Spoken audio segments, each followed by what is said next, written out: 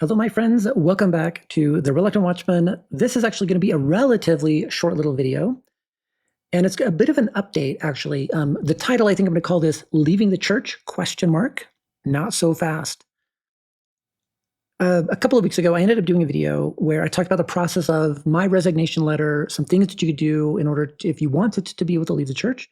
There was a couple different means and methods that you could use to be able to do that. One of those was to send a letter in to the church, to the membership confidential records division of the church, and they would take your records off. And I was notified by somebody that that process didn't work for them. And I thought I would just read a little bit about the response that the church gave this person and to provide just a little bit of insight about it, which I thought was really interesting. Now, first off, you need to know that if you're going to send a letter, you need to notarize it.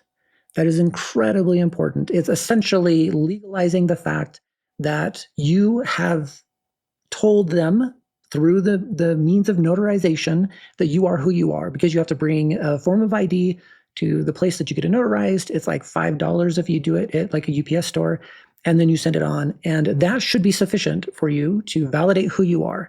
And I'm guessing that the reason this response got set back is because it wasn't notarized, and this is the church's way of trying to feel that out a little bit. So this is the letter that was sent back to someone who reached out to me, and I just thought you might find it quite interesting to see how the church is responding to people who are sending letters to the membership division of the church. This is how they start. Dear so-and-so, our office has been asked to acknowledge your request for resignation of membership from the Church of Jesus Christ of Latter-day Saints. This is an interesting part here.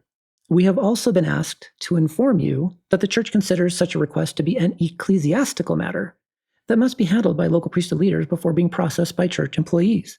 Therefore, your membership resignation request and a copy of this reply are being sent to, and the name of the stake president.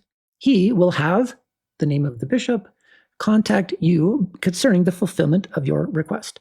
Now, most people who are sending something directly to the church, the membership division, they are doing it specifically because they don't want contact with their stake president and their bishop. So things get really weird for people when they're trying to contact the church and the records division, and they're sending something back and saying, nope. In that letter, I found it really interesting where they say, we have also been asked to inform you. Who was the person that asked them to inform them that this is an ecclesiastical matter?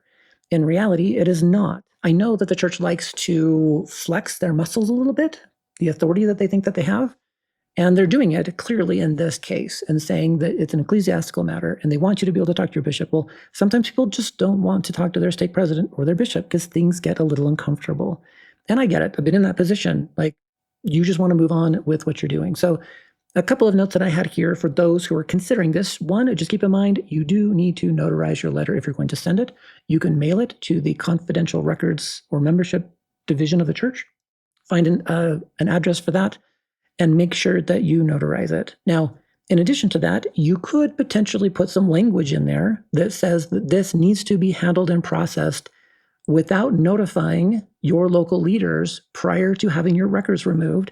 And maybe even, now I'm not an attorney, but maybe even some language about the fact that if they do not do that, that they will be contacted through other legal means, be it an attorney or not, but just helping them understand. They're very legalistic people. They're attorneys, they're accountants. Like, these people, they understand the legal aspect of it, and I don't think members quite understand that. So maybe, pushing that a little bit. Now, if you happen to, chat with your bishop, or in this case, where the stake president and the bishop are already notified, you can share as much or as little as you want with them. And that's fine. But just remember to be kind, but to be very firm in your resolve of what you want. You literally do not have to say anything. Just say, this is a very personal matter and I would like my records removed, and I do not want to explain myself as to why. And that's as simple. Just understand that you are the one who is control here. You are the one that gets to make the decisions as to your spiritual journey and your progress in life.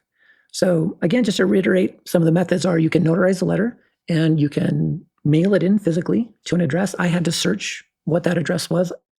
I think I found it. Here, give me 1 second. I'm going to pull up the address that I found. Okay, the address that we sent our resignation letter to was Member Records Division, LDS Church, 50 East North Temple, room 1372 or 1372, Salt Lake City, Utah 84150-5310. So in addition to just mailing the letter, what you can do is you can scan a copy or take a photo of a copy of your notarized letter, resignation letter, and you can email it to confidentialrecords@churchofjesuschrist.org. Okay, I'm just making sure that that was the correct email address. It is confidentialrecords with an S at churchofjesuschrist.org. So hopefully you can limit some of this back and forth if you truly do want to be able to leave. But I did want to do this quick update video to let you know that some people have been notified by the church that if you don't have a notarized letter, that they will send something back and say that this is an ecclesiastical matter, and they will notify your stake president and your bishop. So anyways, I hope that you guys have had a wonderful 2025. It has been really a roller coaster year, lots of stuff going on. And I think 2026 will be pretty exciting. A lot going on in the world. And well, cheers to 2026. Love you guys. I hope you enjoy the rest of your day. And I will catch you guys on the next one. Take care.